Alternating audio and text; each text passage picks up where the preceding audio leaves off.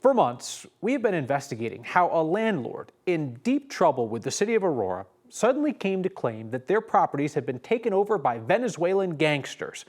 And we've been looking at whether the very real presence of some of these gang members in the city was overblown for political gain. We have one more piece of the puzzle tonight, put together by Chris Vanderveen of our 9 News Investigates team. How Aurora 911 got an unusual phone call from the lawyer for a now notorious apartment complex. 911, what is the address of the emergency?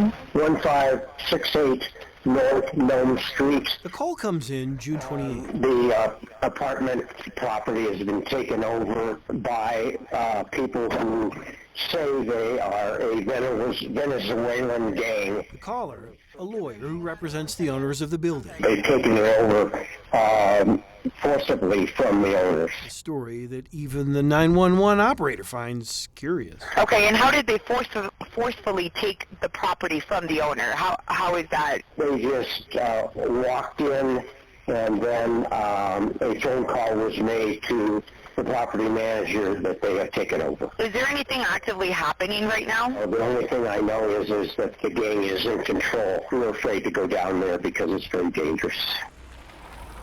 Months later, the story went viral when this video went viral. But even the 911 call, there are weapons, there are assault rifles. Even that call is in need of some context. Context 9 News Investigates is found through a variety of open records requests. Context like this. October 2023, 1 year prior, an Aurora police officer warned the owners in this report their apartment has almost become a badge of honor for gangs, and added police will only respond to any calls with a minimum of 3 cars. In the months that followed, the city's police department, the city attorney, and the attorneys for the owner regularly communicated via email about possible solutions to maintenance concerns and continued problems with crime. And then on June 26th of this year, or 2 days before the 911 call, we found this email from an attorney for the owners to the city.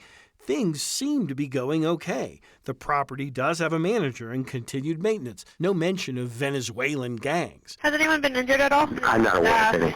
No. So whatever happened here, at least in the minds of the owners, appears to have happened quickly. We have directed that all our employees leave for safety purposes. About an hour or so after this call, another 911 call. Please select the language you need.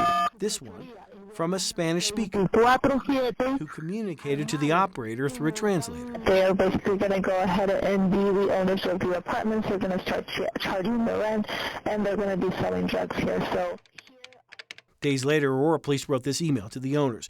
We are doing what we can to address the spike in violence in the community. By the end of July, there appeared to be an impasse. The city offered one of the landlords 60 days in jail due to continued property maintenance failures. A week later, in August, the property owners hired a PR company to push the Venezuelan gang story nationally. Chris Vanderveen, 9 News. Chris reached out to the lawyers who represent the owners, the management company, CBZ, as well as the owners yesterday. We've not heard back from them.